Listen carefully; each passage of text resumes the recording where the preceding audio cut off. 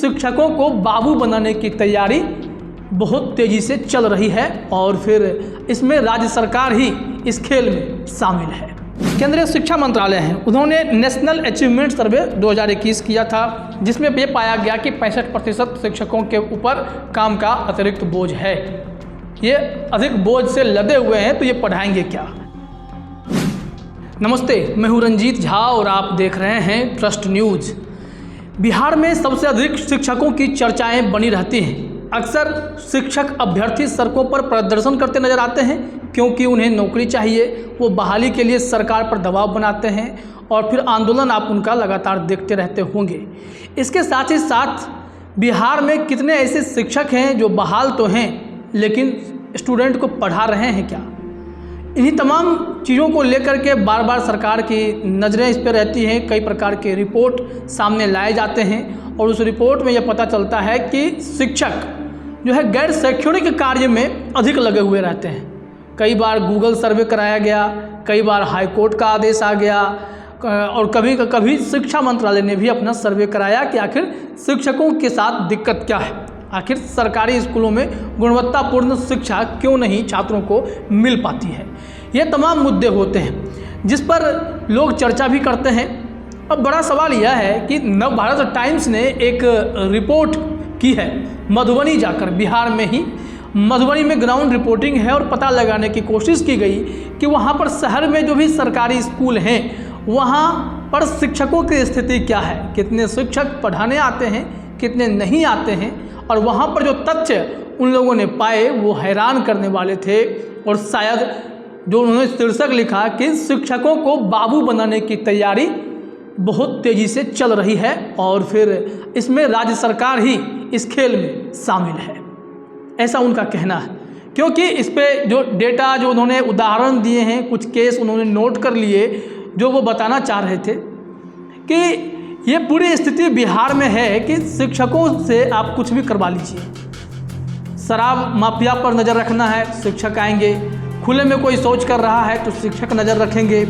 और फिर वोटिंग है, काउंटिंग है, मतगणना का काम है, तो इसमें भी अब आपको शिक्षकों की ही ड्यूटी लगाई जाएगी। जब जनसंख्या को लेकर के जब फिर ये गिनती शुरू होगी तो उसमें भी शिक्षकों के ही का ही प्रयोग किया जाएगा, उनका ही इस्तेमाल किया जाएगा। ऐसे में बड़ा सवाल यह है कि जिस काम के लिए शिक्षकों को अपॉइंट किया जाता है, नियोजित किए जाते हैं, उन लोगों से इस तरह के गैर शैक्षणिक कार्य कराए जाते हैं। और स्कूल में भी पढ़ाने के अलावा भी उनके पास इतने सारे काम होते हैं जो वो करते करते ही थक जाते हैं। अब बच्चों को मिड डे मील पर नज़र रखना है, सब्जी बनी कि नहीं, भात बना कि नहीं, तो इस तरह इस तमाम चीज़ों पर उनकी नज़र रहती है। अंडे देना है, बच्चों को खिलाना है, दूध पिलाना है, ये सारे काम शिक्षकों से ही कराए जाते हैं। उनका पूरा हिसाब किताब रखना पड़ता है, रजिस्टर मेंटेन करना पड़ता है। तो शिक्षक पढ़ाएंगे क्या। मेरे साथी बताते हैं कि लंच का टाइम होता है तो शिक्षकों को लाइन में लगाया जाता है कि आप लोग जाइए, पहले देखिए कि मिड डे मील में कोई दिक्कत तो नहीं है, आप वहाँ पर कौन बच्चे खाए नहीं खाए, कौन एब्सेंट रह गया, सब नोट कीजिए। मतलब एक शिक्षक जिसका काम पढ़ाना है, बच्चों को गुणवत्तापूर्ण शिक्षा देने की जिम्मेदारी उन पर है, वैसे लोग अब अलग अलग कार्य में लगे हुए हैं। स्कूल में 13 तरीके के अलग अलग काम होते हैं जो पढ़ाने के अलावा हैं, और उस काम में ही ये लोग लिप्त हैं। इसके अलावा जो मधुबनी से रिपोर्ट आई वो भी हम लोग जानेंगे। उससे पहले ये समझिए कि सरकार बीच बीच में क्या करती है। हाई कोर्ट ने एक बार पूछा था और 16 अगस्त 2021 तक ही यह जवाब देना था कि सरकारी स्कूल में, बिहार के सरकारी स्कूलों में कितने IAS और IPS के बच्चे पढ़ाई करते हैं। जब धीरे धीरे हर एक जिला के DM और SP को यह पत्र लिख करके प्रधान सचिव ने पूछा, शिक्षा विभाग के प्रधान सचिव ने, तो धीरे धीरे जवाब आने शुरू हुए। पटना में जितने भी सरकारी स्कूल हैं कहीं भी इस तरह के IAS IPS के बच्चे नहीं पढ़ रहे हैं। मुजफ्फरपुर में नहीं पढ़ रहे हैं। कमोबेश बिहार के सभी जिलों की स्थिति यही है। कहीं भी इस तरह के प्रशासनिक अफसर जो होते हैं, IAS हों IPS हों, इन लोगों के बच्चे सरकारी स्कूल में नहीं पढ़ते हैं। तो वो क्या समझेंगे कि सरकारी स्कूल का दर्द क्या है। इसके साथ ही साथ आप देखेंगे कि गूगल को जिम्मेदारी दी गई कि उन्हें 15 फरवरी 2022 तक यह रिपोर्ट करना था कि शिक्षकों से देश भर में, बिहार समेत, कि कितने शिक्षकों से पढ़ाई के अलावा अलग अलग काम लिए जा रहे हैं, और इसके रिपोर्ट का अभी भी इंतजार ही हो रहा है। लेकिन इनको 15 फरवरी तक ही देना था। हो सकता है रिपोर्ट जारी भी किया गया हो, डेटा जब सामने आएगा तो उस पर भी बात करेंगे। और इसके अलावा जो केंद्रीय शिक्षा मंत्रालय है, उन्होंने नेशनल अचीवमेंट सर्वे 2021 किया था, जिसमें ये पाया गया कि 65% शिक्षकों के ऊपर काम का अतिरिक्त बोझ है। ये अधिक बोझ से लदे हुए हैं, तो ये पढ़ाएंगे क्या? ये पूरी व्यवस्था है। अब आप देखिए कि बिहार में 72,000 से अधिक सरकारी स्कूल हैं, और ऐसे सरकारी स्कूलों में 2.5 लाख के करीब शिक्षकों के पद खाली हैं। पहले 3 लाख थे, अभी 40-50 हज़ार बहालियाँ हुई हैं। 1 लाख की बहाली करने की बात सरकार और कह रही है। लेकिन उसमें भी ऐसे कई स्कूल हैं, हजारों ऐसे स्कूल हैं जिनके पास अपना भवन नहीं है। ऐसे हजारों स्कूल हैं जो एक शिक्षक के बदौलत चल रहा है। तो इस पूरी परिस्थिति को जब आप देखते हैं, गणित बिठाते हैं, तो आपको आश्चर्य होगा कि जितने शिक्षक बच भी गए हैं, जो काम कर भी रहे हैं, उनको किसी और काम में लगा दिया गया है। हम मधुबनी रिपोर्ट अभी तक मैंने पूरा आपको बताया नहीं है, वो हम बताएंगे। लेकिन इससे पहले जरा देखिए पटना में ही क्या स्थिति है। स्कूल के पास भवन का नहीं होना और बच्चों की संख्या अधिक होना, और पढ़ाई कैसे करेंगे ये जरा सोचिए। एक उदाहरण दिखाया गया है कि कक्षा 6 से 8 तक के स्कूल में शिक्षकों की भारी कमी बताई गई है। एक केस बताया गया कि मार्च 2022 में ही एक रिपोर्ट आई कि पटना के एजी कॉलोनी में 1987 से एक मिडिल स्कूल चल रहा है, उसमें 408 विद्यार्थी पढ़ते हैं। मात्र 2 कमरा है, वो भी जुगाड़ का कमरा है, और संख्या 1-2 टीचर के बढ़ करके 5 टीचर हो गए हैं। लेकिन स्थिति यह है कि 3-4 क्लास के बच्चे को एक ही कमरे में बिठाकर पढ़ाना पड़ता है, और इस तरह से बिहार की शिक्षा व्यवस्था चल रही है। वहीं केस नंबर 2 देखा जाए तो पटना के वीरचंद पटेल पथ की बात हो रही है कि यहाँ पर मिलर हाई स्कूल के बगल में ही एक बालक मध्य विद्यालय है, और उसमें 6 कमरे हैं, और बताया जा रहा है कि उसी में अब बालिका मध्य विद्यालय भी चलाया जा रहा है।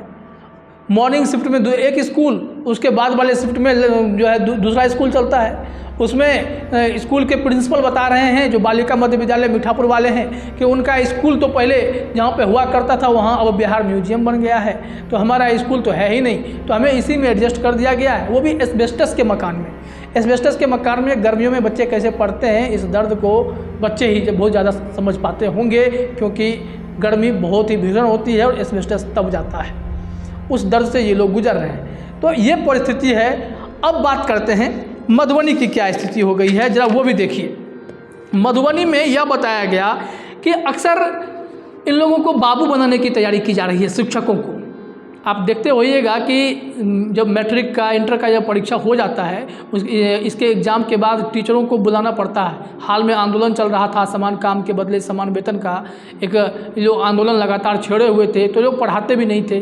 कॉपी चेक करने के लिए बुलाया जाता था, ये लोग कॉपी चेक करने नहीं जाते थे। बाद में बिहार बोर्ड ने एक नया तरीका ही निकाल लिया कि सैंपल बना देते हैं, और किसी स्वास्थ्य विभाग के कर्मचारी भी जाकर कॉपी चेक करके आते हैं, क्योंकि उन्हें सैंपल दे दिया जाता है और इस आधार पर कहा जाता है कि चेक कीजिए।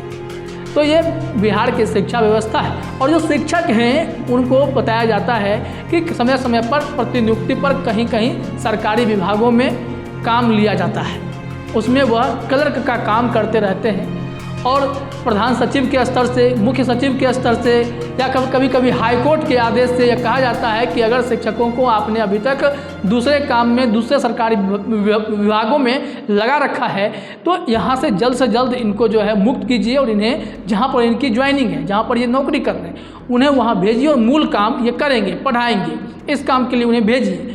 लेकिन चौंकाने वाली बात यह है कि ऐसे आदेश जारी तो कर दिए जाते हैं, लेकिन मधुबनी में जब ग्राउंड रिपोर्ट की गई तो यहाँ पर पता चलता है कि कम से कम तो ऐसे कई शिक्षक हैं, 5-6 तो उन्होंने उदाहरण के तौर पर बता दिया। कई ऐसे शिक्षक हैं जो अभी भी सरकारी विभागों में वर्षों से काम किए जा रहे हैं, स्कूल नहीं गए, जहाँ पढ़ाना था वहाँ नहीं पढ़ा रहे हैं, दूसरे जगह जाकर के लिखा पढ़ी का काम करते हैं। इसका उदाहरण दिखाया गया है कि कहाँ काम कर रहे हैं। तो कई साल से जिला मुख्यालय में, अनुमंडल में, प्रखंड में ये लोग ड्यूटी बजा रहे हैं। इसमें भी केस नंबर वाइज बताया गया कि केस नंबर 1 ये था कि कागज पर शिक्षक अभिषेक कुमार की नियुक्ति मध्य विद्यालय भदुली प्रखंड बेनीपट्टी में है, लेकिन वह पंचायती राज विभाग में ड्यूटी करते हैं। अभिषेक कुमार लगभग पिछले 2 साल से मधुबनी जिला पदाधिकारी के गोपनीय शाखा में तैनात हैं। अब केस नंबर 2 देखिए, डीडीसी कार्यालय में शिक्षक नियोजन विभाग में शिक्षक सुधीर कुमार सहित 5 शिक्षकों की तैनाती कर दी गई है। रिकॉर्ड में सुधीर कुमार का नियोजन जो है वो उच्च विद्यालय रहिका में है, ये भी मधुबनी में ही आता है। अब रिपोर्ट तो यही है, लेकिन काम वो वहाँ कर रहे हैं। केस नंबर 3 देखिए, डीटीओ ऑफिस में शिक्षक लाल बाबू लक्ष्मण सहित 4 शिक्षक कार्य कर रहे हैं। शिक्षक लाल बाबू लक्ष्मण का नियोजन प्राथमिक विद्यालय खजूरी में है। हिंदी विषय के वो टीचर हैं, लेकिन इनकी प्रतिनियुक्ति डीटीओ ऑफिस में है। उसके बाद केस नंबर 4 अगर देखेंगे, शिक्षक संजीव कुमार कर्ण का नियोजन उत्क्रमित मध्य विद्यालय परोल बासोपट्टी में है, लेकिन प्रतिनियुक्ति के आधार पर वह जिला निर्वाचन में अपनी सेवाएं दिए जा रहे हैं। वहीं केस नंबर 5 देखिए, सर्व शिक्षा अभियान भी शिक्षकों की सेवा लेने में छूटा नहीं है। शिक्षक बोया कुमार पंडित सहित 14 शिक्षक सर्व शिक्षा अभियान में काम कर रहे हैं। शिक्षक बोया कुमार की नियुक्ति प्राथमिक विद्यालय झाड़ी टोल राजनगर में है। मतलब नियुक्ति कहीं है, काम कहीं कर रहे हैं, और स्कूल में बच्चे भगवान भरोसे हैं। थाली प्लेट गिलास खाना खाना है, बस यही काम उन लोगों की जिम्मेदारी है कि किसी तरह स्कूल में सही से मिड डे मील में गड़बड़ी ना हो जाए। सरकार को क्या जवाब देना पड़ेगा, कहीं इस कारण से वह सस्पेंड ना हो जाए। शिक्षकों की इस बात की चिंता बहुत होती है, और यह बात देखा भी गया है। अगर सरकार स्कूल में कैंटीन चला रही है तो उसको कैंटीन को तो अलग से चलाना चाहिए, लेकिन शिक्षकों के हवाले यह काम दिया गया, पढ़ाइए नहीं खाना खिलाइए, ये पूरी व्यवस्था है।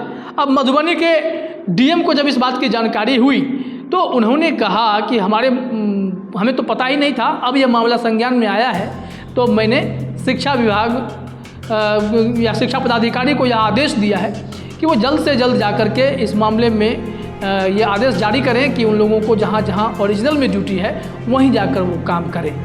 मतलब चौंकाने वाली बात यह है कि जब ये लोग कहीं और काम कर रहे हैं तो फिर क्लास कौन ले रहा है, पढ़ा कौन रहा है। यहाँ तो तमाम स्कूलों में स्थिति यह है कि सभी विषय के, बिहार के किसी स्कूल में सभी विषयों के शिक्षक मौजूद नहीं हैं, और कहीं कहीं भवन नहीं है, और कहीं एक एक शिक्षक पढ़ा रहे हैं। और जो कुछ शिक्षक हैं भी, उन लोगों को ऐसे काम लिए जा रहे हैं जो कि इनके एजुकेशन सिस्टम से तो बाहर की ही बात है। किसी भी विभाग में रख दीजिए, प्रखंड में काम लगा दे रहे हैं। तो ऐसी परिस्थिति में बिहार की शिक्षा व्यवस्था कैसे सुधरेगी, ये बड़ा सवाल है, और इस सवाल से निपटने के लिए भी सरकार को कोई ठोस कदम उठाना पड़ेगा। शिक्षा मंत्री इस मामले में कहते हैं कि बहुत बोझ है तो कुछ न कुछ काम तो लेना ही पड़ता है, लेकिन फिर विद्यार्थी के भविष्य का क्या। आप शिक्षा के मद में इस बार भी आपने 39,000 करोड़ रुपए का बजट रखा है, तो इस बजट का उपयोग कैसे होगा। और जब गुणवत्तापूर्ण शिक्षा मिलेगी ही नहीं तो फिर स्टूडेंट लोग क्या करेंगे, ये बड़ा सवाल है। और ये जो मधुबनी से रिपोर्ट आई, या जो पटना की रिपोर्ट जो मार्च महीने की थी, या जो अब ये मधुबनी की रिपोर्ट है, ये सब हैरान करने वाली रिपोर्ट है कि बिहार में शिक्षा व्यवस्था किस दिशा में जा रही है। शिक्षा मंत्री 7वें चरण 6ठे चरण इसी में उलझे हुए हैं, और वो बहाली भी ठीक से कर नहीं पा रहे हैं। शिक्षक अलग चिंता में, स्टूडेंट अलग चिंता में, लेकिन यहाँ पर पढ़ाई पूरी हो जाती है, मैट्रिक इंटर का एग्ज़ाम हो जाता है, मैट्रिक में 12 ही दिन में 20 दिन में आप रिजल्ट जारी कर देते हैं। विद्यार्थी कितना पढ़ते हैं, क्वालिटी एजुकेशन क्या मिला। नई शिक्षा नीति लाने जा रहे हैं, उसमें भी कहा गया है कि इन लोगों को जो है कम से कम गैर शैक्षणिक कार्य में मत लगाइए। तो नई शिक्षा नीति का भी अगर अमल करना होगा, तो अगर ये परिस्थिति होगी बिना शिक्षक के, कैसी नई शिक्षा नीति। और नई शिक्षा नीति में टीचर कितने ट्रेंड हैं जो नई शिक्षा नीति के मुताबिक हों, ये बड़ा सवाल है। इस पर गौर करना जरूरी है, और यह रिपोर्ट चौंकाने वाले हैं। बिहार में आमूलचूल शिक्षा व्यवस्था में परिवर्तन की जरूरत है। फिलहाल इस वीडियो में इतना ही। सभी का हमसे जुड़ने के लिए बहुत बहुत धन्यवाद।